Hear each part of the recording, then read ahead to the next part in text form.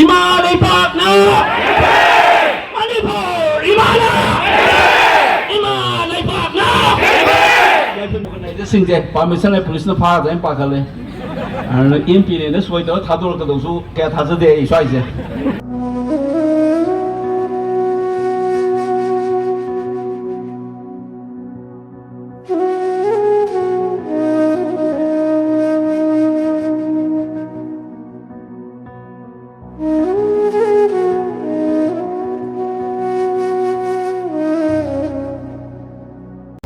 Sila tholak pangai ini sidana thoi le re thoi hello thoi je nga sagi tum lei ba du ma tum bagi ngak tang ngai na gre akoi chat pa je kitang di kanu tok dore program je hau na han do ma le khoi chat pa je khoi gi sida isan pi ma ju chat pa ma ju duty halak tang ari ma ju chakani ha ba war ju wana sa mayam gi kaino ni na yauk da ba ya di war ju wana na ha ba di ma ga ju huji asida thengna ni chat mi na ba ma ju ngai ma le ni metro de punna tong doi ne sida sila ju thok le अखोन चटपदा हौदी हौरमदौ Male programme हौबना हानदौ माले खितंग दि थेंगे जो थेंगना यावदबा यादे हारगने अखोय चतुइजे कोय object metro योक्सिलकले metro अखोय चतुइजे काइनो दे metro दे किना अबनेबा metro दे तुम चटपा यारबने को हाइदि walking distance याम नकना लेरबने सिदैदना सिला होय दुगा करुणा चन पिजने तै मने मोय पुलब लाए Project manung chang lagi. Metro yore.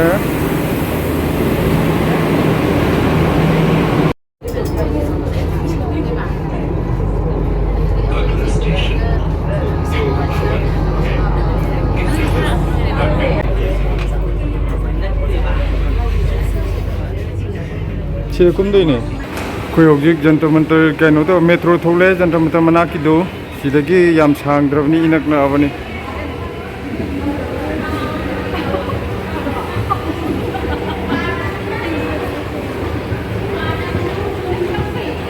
moy hum je sida uk dikla hai hogre koine lakpaji khitang di kanu tawre khuyong na re ado ba hobuna han gre halaga jo koi hojik yauk dia dina lai ne mayam gi kanu ni lei baki rang ne akoi isa gi mung jing de loi namak awa tari bang aktani na ko ado handak kaino gi Assam rifle gi hana diji oram banu famna e drone bombing tok de khote ka ina yamna angak pumung de ma phongdo khibdo adu gi paw da akoi di am ngakhrab ne hai kuki na tok de khote na ada drone bombing tori do akoi khun gi hek maning gi khun da ne ba tori do hadi atopa athapa da na te ba akoi gi hek khun thang na ri ba ne ba akoi lekai loi namak tumba ga yab jan te ana ai ngai di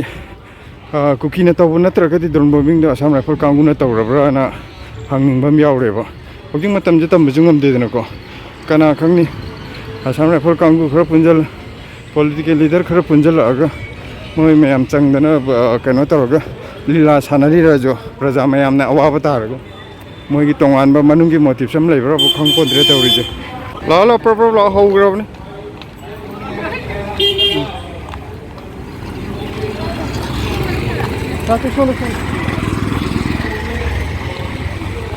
Akoi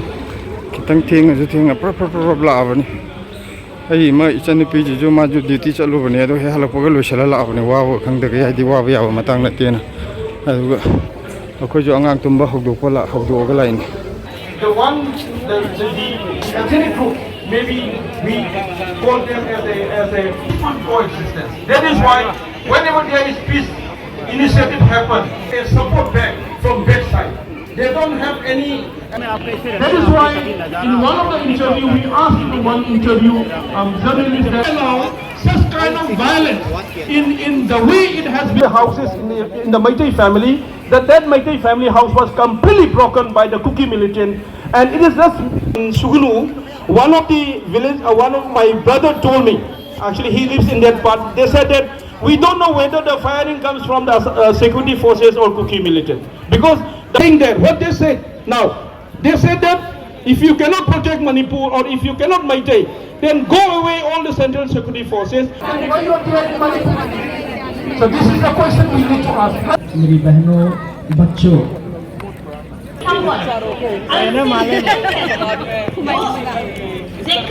जाता है, मतलब दिखाई नहीं देता है।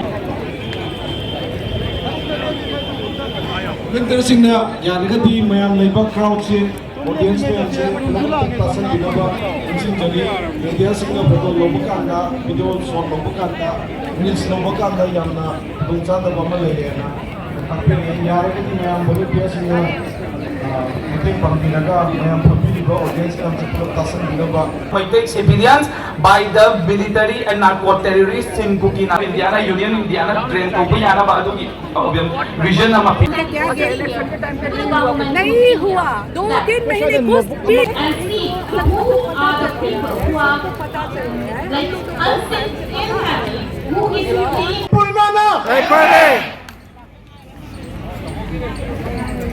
ꯑꯍꯥꯟꯕꯃꯛꯇꯗ ꯊꯤꯟꯕꯤꯔꯤꯕ ꯏꯔꯩꯆꯥꯄꯅ ꯀꯣꯛꯅ ꯈꯨꯔꯨꯝꯖꯔꯤ ꯑꯗꯨꯒ ꯑꯩꯅ ꯍꯦꯛ ꯂꯥꯎꯖꯕꯗꯨ ꯀꯨꯏꯅ ꯂꯥꯎꯗꯕ ꯄꯥꯔꯂꯥꯃꯦꯟꯗꯤ ꯂꯥꯎ ꯌꯥꯗꯕꯅꯤꯅꯀꯣ ꯃꯌꯥꯝ ꯄꯦꯟꯅ ꯑꯝꯇ ꯈꯨꯝꯕꯤꯔꯛꯑꯣ ꯑꯗꯨꯒ ꯑꯩ ꯂꯣꯏꯁꯤꯟꯖꯔꯒꯦ ꯁ꯭ꯋꯥꯏꯗ ꯌꯥꯝ ꯊꯦꯡꯈ꯭ꯔꯦ ꯑꯣꯔꯒꯅꯥꯏꯖꯔꯁꯤꯡꯁꯦ ꯄꯥꯔꯃꯤꯁꯟ ꯂꯩ ꯄꯨꯂꯤꯁꯅ ꯐꯥꯔꯗ ꯑꯩꯅ ꯄꯥꯈꯠꯂꯦ ꯑꯗꯨꯅ ꯑꯦꯝꯄꯤꯅꯦꯅ ꯁꯣꯏꯗꯕ ꯊꯥꯗꯣꯔꯛꯀꯗꯧꯁꯨ ꯀꯌꯥ ꯊꯥꯖꯗꯦ ꯑꯩ ꯁ꯭ꯋꯥꯏꯁꯦ ꯑꯗꯨꯅ ꯂꯣꯏꯁꯤꯜꯂꯒꯦ ꯃꯌꯥꯝ ꯄꯦꯟꯅꯕ ꯑꯝꯇ ꯈꯨꯝꯕꯤꯔꯛꯑꯣ ꯑꯗꯨꯒ ꯋꯥꯈꯜ ꯃꯥꯟꯅꯁꯦ ꯄꯨꯛꯅꯤꯡ ꯍꯟꯊꯕꯤꯒꯅꯨ we will come over this challenge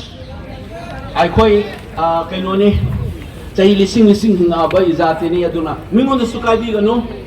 ꯑꯩꯈꯣꯏꯗꯁꯨ ꯀꯥꯏꯕꯤꯔꯛꯀꯅꯨ ꯑꯗꯨꯒ ꯀꯥꯏꯔꯛꯑꯒꯗꯤ ꯇꯧꯐꯝ ꯊꯣꯛꯄ ꯑꯩꯈꯣꯏ ꯏꯊꯧ ꯄꯥꯡꯊꯣꯛꯀꯅꯤ ꯍꯥꯏꯅ ꯂꯩꯒꯗꯕ ꯐꯨꯔꯨꯞꯅꯤ ꯃꯁꯤ ꯍꯥꯏꯔꯒ ꯑꯩꯈꯣꯏ ꯄꯦꯟꯅꯕ ꯑꯃꯨꯛꯇ ꯂꯥꯎꯁꯤꯀꯣ ꯌꯥꯏꯀꯣ ꯃꯌꯥꯝ